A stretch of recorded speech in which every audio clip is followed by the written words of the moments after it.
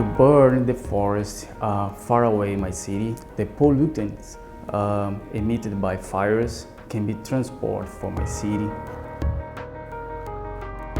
There are no more trees in our province because of soya. When it rains a lot and in a short time, the water flood everything.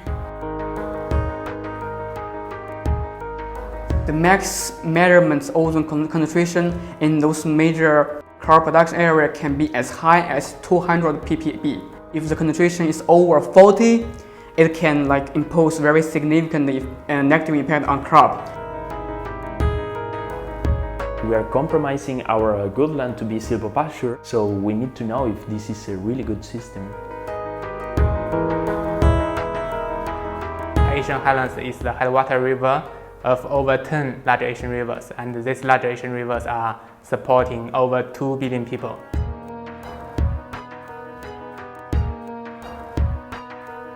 The Amazon fire is a big problem for many cities there. China is considered as one of the most vulnerable countries in the world. We need help of everybody, because the Amazon is not for only Brazil. 30 years ago, nobody was doing anything for this, and this is our time.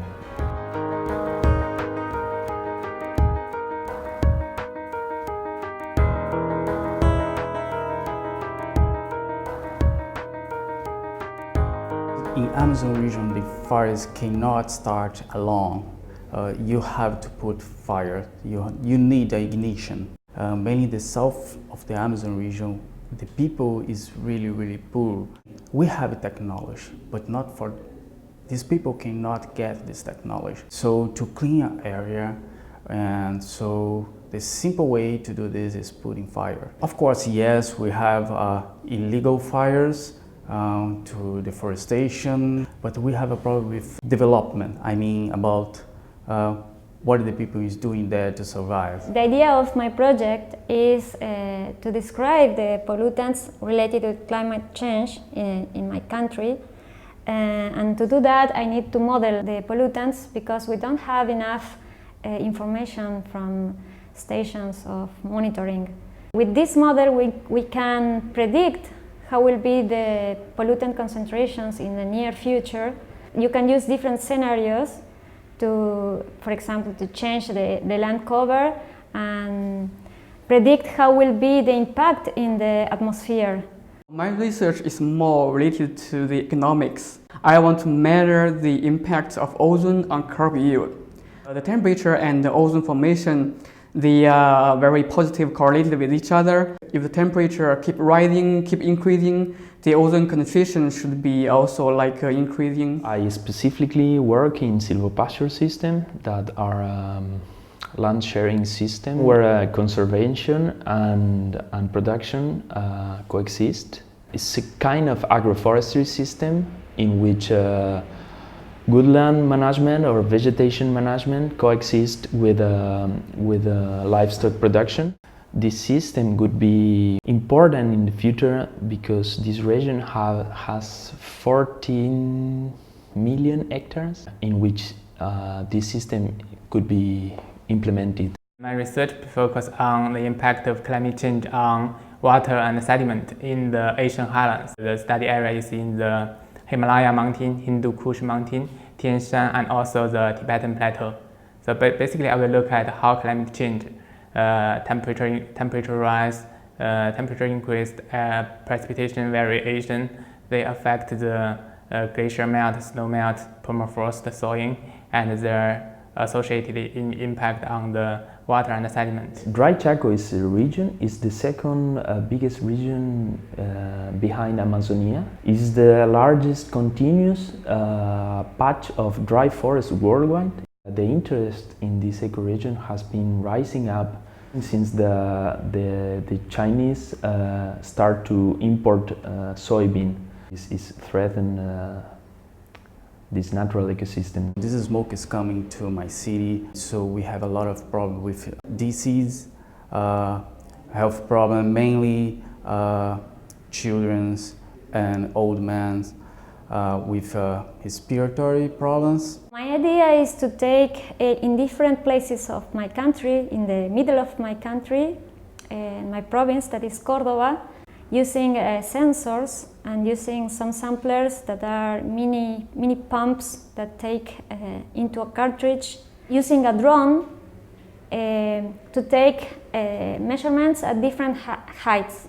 You can put this information into a model, mathematical model, that combine the information, the meteorological information with chemical reactions and transport in the atmosphere.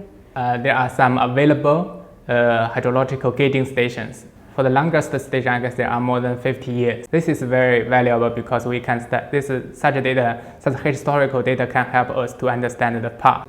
The knowledge from the past can inform the future. To be honest, there are not so many available gauging stations across the Asian Highlands because it is a very, very remote region. Average elevation is above the 4,000 meters above the sea level. Very cold, very harsh environments. There are many rivers that are ungauged, which means they don't have the observation. So I also need to focus on some headwater rivers to measure the data by myself. Ozone is considered as one of the most negative impact concentration air pollution to the crop production. There are lots of field experiments back to 1970s. What they did is like they plant the crops in the open top chamber. These open top chambers are not consistent with the actual field conditions, because in those open top chambers, those crops have sufficient fertilizer, sufficient irrigation, but actually in the field, maybe the crop are suffering from the water stress. There are not so many irrigations, so those experiments from those open top chambers may not truly reflect the ozone impact on crops. So that's why I'm using this actual farm level data. We collect these air samples in my city, and so after that we can use these samples to look using chemical analysis. We can see through this chemical analysis what kind of vegetation is burning. In addition, we are using satellite data to see the distribution of the fires. We will use observational data, satellite data, and modeling to see, this day, during this time, this air pollution in my city maybe come from this area. I mean, from this specific area, not whole Amazon. You put into the model, for example, the information about winds, about pressure, about temperature.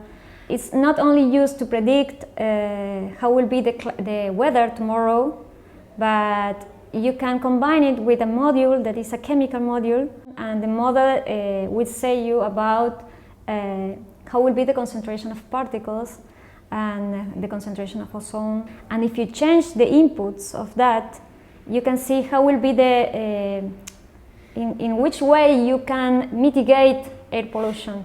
In the model you can put information about land cover. Trees are carbon sinks, so it changes the balance of the gases in the atmosphere. And if you change the land cover, so you obtain different results in the model, so you can see how will be the impact of doing some measurements. I'm looking for a intermediate system in which deforestation is not completely but partial. So silvopastoral system they are implemented in natural woodlands, and they can conserve till 70% of the woodland biomass. So we can produce 10 more times beef production than in woodlands, conserving 70% of the biomass, and the co-benefits that biomass and woodland structure have now, like biodiversity, carbon sequestration. The high mountains are facing more climate change. An example is that in the Asian Highlands, the air temperature in the past 6 decades has increased by 1.8 degrees Celsius, which is double of the global average. And this is a very sensitive area, and because of the existence of the glacier, snow, and permafrost. There are several major crop production areas in China, I would like to cover the north part, which is a major crop production for wheat. And I will also cover the Yangtze River, which is a major production for rice. Wheat and rice are considered as the two of the most ozone-sensitive crops. The water is very important to not only to human beings, because everybody needs the water to drink water, and also water is also important for the agriculture, for the hydropower, for many other factors. And for sediment, the sediment also often carry on nutrients, organic matter, and pollutant. So it highly affects on the water quality and the aquatic ecosystem, and also the hydropower operation. We are talking about more than 2 million people. It's not small cities. We can show for the people and for the governments, if we burn the forest, we are harming all their lives, not only the biodiversity, not only the forest, but all lives. The preliminary results have found that because of the climate warming, because of the glacier snow melt, there is an increase. Currently, there is an increase in the water and also sediment. So such a change in water and sediment could not only affect the high mountain people, but also water and sediment, when they are transported to the downstream, they will affect the people in the downstream basins. Not only include the people in China, but also in people in India, Pakistan, Nepal, and Bangladesh, and many other Southeast Asian countries. We are using data from 2015 to compare with 2017 to see, during dry years we have more impact or less than normal years, which means this can be as like a photography, a snapshot about what can happen in the future. I began working with satellite imagery. That is a most powerful technology, and as we don't have enough equipment to measure these pollutants, real measurements, we need to use these images to describe the pollutant concentrations by using some sampling points. There are 240 million communities living in the Asian Highlands, living in the high mountains, and 1/3 of them are below the poverty line. So they lack the capacity to, although they realize the importance of the issue, but to be honest, they still lack the capacity to cope with climate change. Our country has a law that is a forest law to protect the forest. People do not respect it, and there is no control about it. They change the owner of the land. You have to conserve a part of your land that has to be a forest. But then you change the owner of the land, and you buy the smaller part of the forest, and then you cut off the trees and conserve the 10% of that 10%. Latin America has the particularity to have these very large farms scales. We have long plains, and we can use machinery to do the agriculture. This has some trade-off and some benefits. For example, we are very efficient in terms of inputs that we put on the ecosystem and total protein that we extract. But also we have some cost about this, like loss of natural ecosystems. So we are trying to find solution to tackle this both part of the tail now, to conserve and to produce. It was a governmental demand to know what are silvopasture in terms of carbon storage. The money you can obtain to do research is limited. We work with a very, very, very low budget. In this term, this help, it's going to help not only me, but my institute. Many things that we are restricted is because the lack of money. So it's very difficult to do science when you don't have enough money to do that. You can study a lot, you can do a lot of things in the computer, Satellite images are free, but when you need to buy technology or some chemicals, reactives, and it's difficult. We have doctors and the best PhD and postdoc students leaving the country. So in this term, have the possibility to go to fields, to work together with producer, and improving our studies will be a great opportunity that the Cuomo Foundation is giving us. Not only me, no, not only me. Brazil has a crisis economy, and so the government decreased the investments in science, education, and for the environment questions. And so the Cuomo Foundation will help us a lot mainly in this situation. My sincere thanks to the Cuomo Foundation and also the IPCC to support my PhD thesis, and I think this is very important to not only to my research but also to the high mountain communities in the Asian Highlands. So I think we can join together and do a project using my resources that with this scholarship, I can use it to improve the models they are already working with. I think that we need more complex ecosystem, resilient to climate change, resilient to extreme event of drought. I hope the knowledge will inform the future water and sediment management in the headwater rivers. The climate change consequences are socio-economic problems too. Only 7 countries has the possibility to export this dimension of food. One of these is Argentina. It's a world responsibility to produce and conserve ecosystems.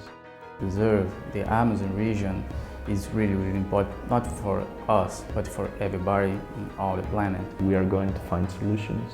I'm an optimist of the human race.